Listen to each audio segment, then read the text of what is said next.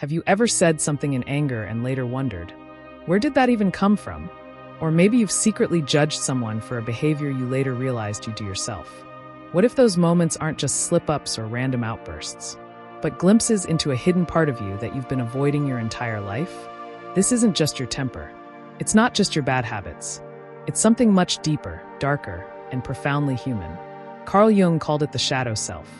And what if I told you, until you confront your shadow, it will quietly control your thoughts, your emotions, and your life? Let's explore the side of yourself you were never taught to face, but absolutely must. Welcome to the Unfolding Journey, a space where we dive deep into the layers of the human psyche, spirituality, and personal growth. If you're seeking to understand yourself beyond the surface, you're in the right place. We explore what it means to truly evolve, psychologically, emotionally, and soulfully. Now, let's dive into today's subject, the shadow self, Jung's dark side of the psyche. Carl Gustav Jung was a Swiss psychiatrist, psychoanalyst, and founder of analytical psychology. A one-time student and collaborator of Sigmund Freud, Jung eventually broke away from Freud's teachings to pursue a deeper understanding of the unconscious mind. Unlike Freud, who believed our unconscious was a container for repressed sexual and aggressive urges, Jung saw it as a spiritual and symbolic realm, rich with archetypes, myths, and forgotten truths. One of his most powerful and enduring contributions was the idea of the shadow self, the hidden, rejected, or denied parts of ourselves. The shadow self is everything we repress, deny, or disown within ourselves. It's made up of traits we consider negative, such as anger, jealousy, laziness, greed. But it can also include positive traits we were told not to embrace, like ambition, confidence, or sensuality. In Jung's words, the shadow is a moral problem that challenges the whole ego personality, for no one can become conscious of the shadow without considerable moral effort. Here's the key: the shadow isn't bad. It's just unknown. It's the psychological dark side, not because it's evil, but because it's hidden. Think of it like this. Every time you said, "I could never be like that," you pushed a part of yourself into the shadow. Over time, those rejected parts don't disappear. They become unconscious, and they act out in ways you don't see until it's too late. The shadow begins forming in early childhood. As children, we're taught to behave in ways that please our parents, teachers, and society. We learn that certain emotions are bad, certain desires are shameful, and certain expressions of self are unacceptable. So we adapt. We split ourselves. We keep the parts that get love and approval, and we hide the parts that don't. This inner split creates our persona, the mask we wear for the world, and our shadow, everything that doesn't fit the mask. For example, a boy told not to cry may grow up ashamed of vulnerability. A girl told not to be too loud may suppress her assertiveness. A child who is punished for standing out may hide their creativity to fit in. The shadow is born not from evil, but from emotional survival. Your shadow is always with you, often operating behind the scenes. It shows up in relationships, habits, projections, and dreams. Here are just a few ways the shadow leaks out. 1. Triggers. When someone makes you irrationally angry, you may be seeing a disowned part of yourself in them. This is called projection, when we see in others what we deny in ourselves. 2. Self-sabotage. Repeatedly failing, procrastinating, or sabotaging success can be a result of unconscious beliefs hidden in the shadow. 3. Judgment. The qualities you judge most harshly in others often reflect what you suppress within yourself.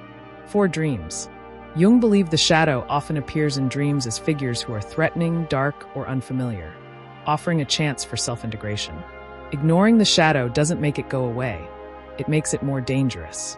As Jung said, until you make the unconscious conscious, it will direct your life and you will call it fate. Facing your shadow is not about getting rid of it. It's about integrating it. Integration means acknowledging, understanding, and accepting these parts of yourself so they no longer control you from the dark. This is what Jung called individuation, the process of becoming a whole, authentic human being. When we integrate the shadow, we stop projecting our pain onto others. We reclaim our lost power and energy. We become more grounded, compassionate, and self-aware. In other words, we stop living as fragments and start living as whole. We see the shadow everywhere, in myths, in stories, and in our lives. In literature, Dr. Jekyll and Mr. Hyde is a classic tale of the shadow self. Darth Vader represents Luke's potential for darkness in Star Wars. Gollum in The Lord of the Rings shows what happens when we lose ourselves to the shadow. In real life, public figures often fall from grace after years of denying or hiding parts of themselves. Relationships fall apart because couples project their shadows onto each other. Families break down when members refuse to acknowledge painful truths. But we also see redemption when people face their darkness, when they stop hiding, take responsibility, and transform. Working with the shadow is lifelong, but here are key steps to begin. 1. Self-observation. Pay attention to your emotional triggers. Ask, what is this really about? 2. Dream work. Keep a dream journal. Jung believed dreams are direct messages from the unconscious. 3. Creative expression. Painting, writing, or music can help you safely explore emotions you can't yet articulate. 4. Shadow journaling. Write about people you dislike or judge harshly. What traits do they have that you might be rejecting in yourself? 5. Inner child work. Explore the beliefs you formed in childhood and how they shaped your shadow. 6. Therapy or coaching. A Jungian analyst or shadow work coach can help you navigate this deep terrain. Facing your shadow isn't about shame or guilt, it's about freedom.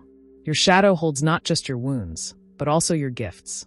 It contains your intuition, power, boundaries, authenticity, and creativity. The more you repress, the more you become a stranger to yourself. But the more you reclaim, the more fully alive you become. As Jung wrote, one does not become enlightened by imagining figures of light, but by making the darkness conscious. True spirituality isn't about being perfect, it's about being whole. Thank you for joining us on this deep journey into the shadow self. If this video helped you reflect on your inner world, if it gave you insight or courage, then you are exactly the kind of person this channel is for. Subscribe to the unfolding journey to explore more on Jungian psychology, personal transformation, and the mysteries of the human soul. Hit like, share this with someone ready to face their truth, and drop a comment below. Backhand index pointing right, what's one part of yourself you're ready to reclaim from the shadow? Until next time, keep unfolding.